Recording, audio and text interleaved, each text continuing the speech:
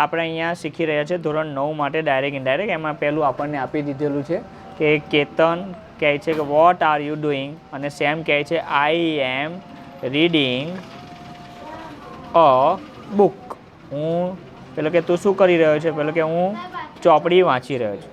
હવે કેતન ફરીથી જવાબ આપે છે કેન યુ હેલ્પ મી, તું મને મદદ કરીશ?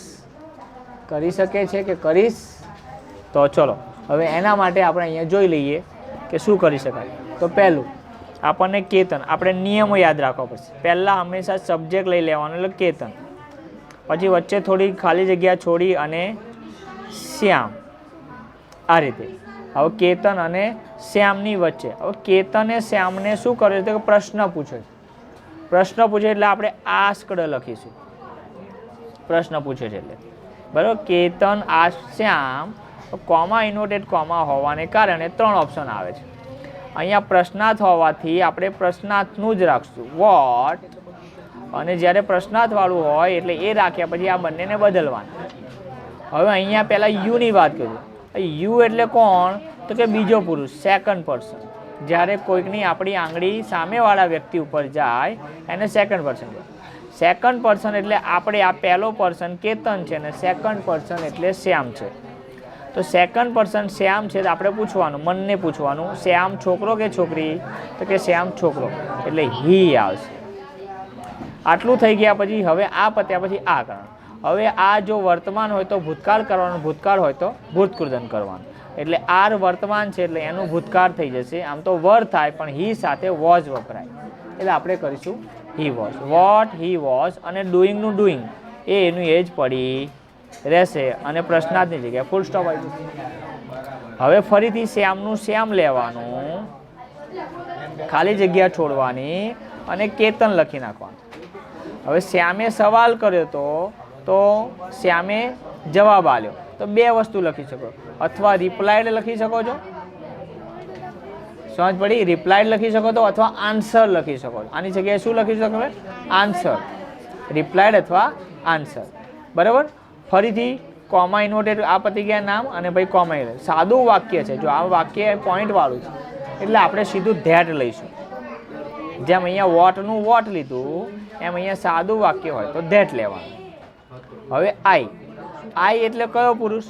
તો આઈ એટલે પોતાના ઉપર આંગળી જાય એટલે ફર્સ્ટ પર્સન થયો. અને પહેલો પુરુષ એટલે કોણ? આ જે વાક્ય બોલે છે એ. હવે આ વાક્ય કોણ બોલે છે? એ પહેલો પુરુષ. બોલનાર હોય એ પહેલો પુરુષ. તો શ્યામ, ફરી પૂછવાનું શ્યામ છોકરો કે છોકરી? છોકરો. છોકરા માટે વપરાતો શબ્દ હી. હી પછી આ પતી ગયું. એમ વર્તમાન કાળ છે, આનું ભૂતકાળ. હી વોઝ રીડિંગનું રીડિંગ, એમાં ક્રિયાના કાળમાં ફેરફાર થાય નહીં. અ બુક, રીડિંગ અ બુક, પતી ગયું. હવે ફરીથી કેતન છે એ ફરી આવ્યું તો હવે ફરી લખવાનું છેલ્લે કેતન, બરાબર. ફરી ખાલી જગ્યા છોડી દીધી અને સામે શ્યામ લખી નાખ્યું. હવે કેતન અને શ્યામની વચ્ચે શું લખવાનું? તો પાછું જોવાનું, ફરી પ્રશ્નાર્થ જ કરે એટલે પછી અગેઇન આસ્ક્ડ, અગેઇન ફરીથી પૂછ્યો ને એટલે અગેઇન લખ્યું. અગેઇન આસ્ક શ્યામ. હવે કેવું વાક્ય છે?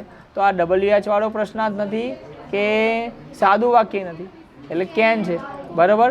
તો હવે આવું આવે ત્યારે ઇફ લાગે. શું લાગે? જો WH વાળો વાત હોત તો WH લખે, સાદું વાક્ય હોય તો આપણે ધેટ લખીએ, પણ પ્રશ્નાર્થ હોય પણ WH વાળો વોટ, વેર, વેન, વાય ના હોય તો આપણે શું લગાવવું પડે? ઇફ લગાવવું પડે.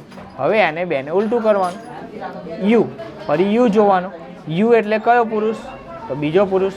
તો જે બોલનાર વ્યક્તિ કેતન છે એ તો સબ્જેક્ટ થયો, પહેલો પુરુષ. જે લાઈનમાં જે હોય એ પહેલો પુરુષ, એનો મતલબ બીજો પુરુષમાં શ્યામ. તો શ્યામ છોકરો હોવાથી ફરીથી શું આવશે? હી. હવે કેનનું શું થઈ જશે? કુડ. કેનનું હી કુડ. હેલ્પનું હેલ્પ રહેશે. મી, બરાબર. મી, તે મારી મદદ કરશે. તે, તું મારી મદદ કરીશ કે તે તેની મદદ કરશે. આ પણ પહેલો પુરુષ, ફર્સ્ટ, એટલે Ketan. Can you help me?